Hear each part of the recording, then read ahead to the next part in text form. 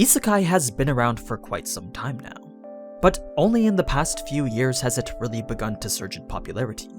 A lot of people like to attribute that to the release of Sword Art Online, but that technically isn't true. Yes, it did generate a lot of hype towards the transported to another world type story, but it wasn't the one that pushed true isekai to the peaks of popularity. No, that honor belongs to another title. It belongs to a very popular web novel that goes by the name of Mushoku Tensei, otherwise known as Jobless Reincarnation. I will seriously try if I go to another world.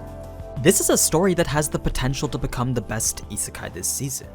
But before we get into what that story's about, there's a very significant history behind how it came to be, part of which explains why isekai has steadily become so popular.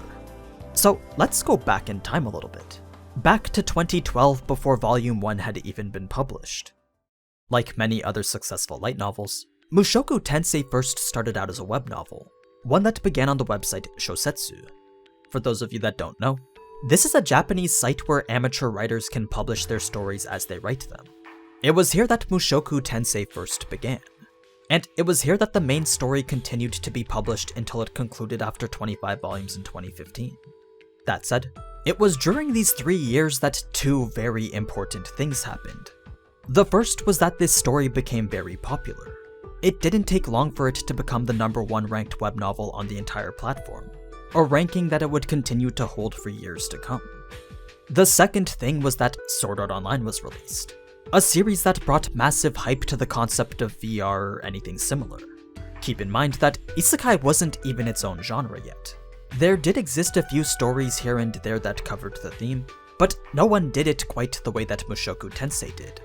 So the hype derived from Sword Art Online for this type of otherworldly plot element, combined with the popularity of Mushoku Tensei being this top-ranked web novel, reacted together to create this massive wave of interest towards this fairly niche theme of isekai.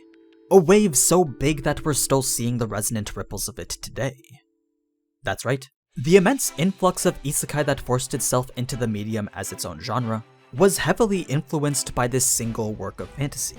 So when people go around calling this the grandfather of isekai or the isekai of isekais, well, I actually think it's a fairly earned title.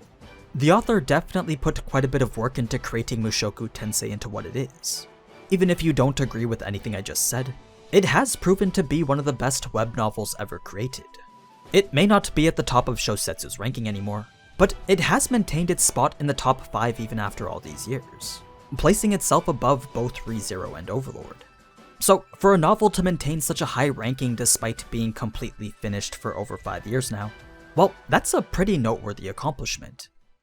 Anyway, if that wasn't enough to sell you on Mushoku Tensei, then let's talk a bit about the story now. The reason this series has so much potential isn't because it tries to put its own twist on what's now an oversaturated genre. Instead, it's actually because it doesn't.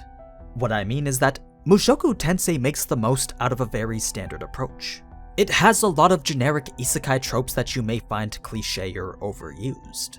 But the key difference between them and every other series that uses them is that Mushoku Tensei actually applies them correctly. I mean, they were pretty much the first ones to use them.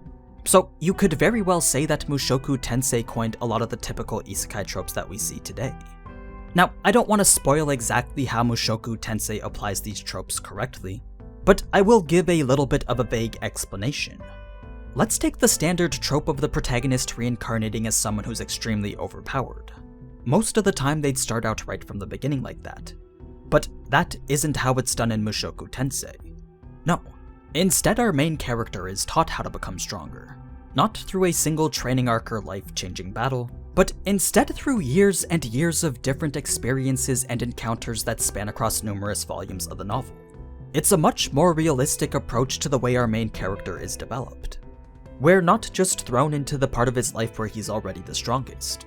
We actually get to see him grow up through the various stages of his life. And that's the very thing that makes this story so good. You see, each volume covers a different period of his life from infancy to adulthood. So we watch this character who has the full mentality of a grown adult live through his life again as he grows up from a baby to child to teenager to young adult, slowly seeing him become less of his past self and turn into this more respectable man. It makes for this story that intricately and carefully develops not only him, but also numerous side characters and the world around them. It's a level of detail that is honestly incomparable to a lot of other novels. Of course, that makes adapting it into an anime very difficult. The novel's strongest point could also become the anime's biggest weakness. Whether the anime can properly portray all these crucial details or not will ultimately be the determining factor for this series' success. So when they announced that it was going to be at least 24 episodes, it gave me hope that perhaps they've adapted the story at a reasonable pace. But that's something that we'll have to wait to see and find out. Aside from that, this story does deal with a bit more mature elements, some that a few people may find to be a bit distasteful. The main character is also a little bit too cultured, so much so that the author was actually met with quite a bit of criticism for it, much to the point that he was considering ending the series early. But after seeing his novel maintain the top ranking on Shousetsu, he decided to continue the story the way he felt was best. In any case, that's just a little disclaimer to show that this series isn't perfect. It's not something that should really deter from the plot, but it could come off as a little strange. If anything, it serves to highlight just how far our main character has developed. Anyway, the last thing I want to talk about is the anime itself. Not the story or the characters, but more so the people who are working on it. You may be surprised to learn that the studio behind this has no previous works to its name. Now, that's not necessarily a bad thing, but it does leave things open-ended since we have no idea what to expect with regards to production. What we know about them so far is that a production company called Egg Firm, known for overseeing shows like Danmachi and Sword Art Online, collaborated with Studio White Fox to invest towards this new studio called Studio Bind. At first, their involvement only went as far as assisting with certain episodes of Karakuri Circus, but now they've finally gotten the chance to debut their first solo anime. There really is no telling with what to expect though, but judging from how fluid the animation from the trailers are, I gotta say that the production level does look rather promising. Once again though, the most important thing that will ultimately make or break this anime is the level of detail put into it. So long as they're able to convey the plot in a way that's comparable to the novels, then I truly believe Mushoku Tensei could compete to be one of the best isekai anime out there. Now, I do realize that I may be hyping this series up a bit too much now.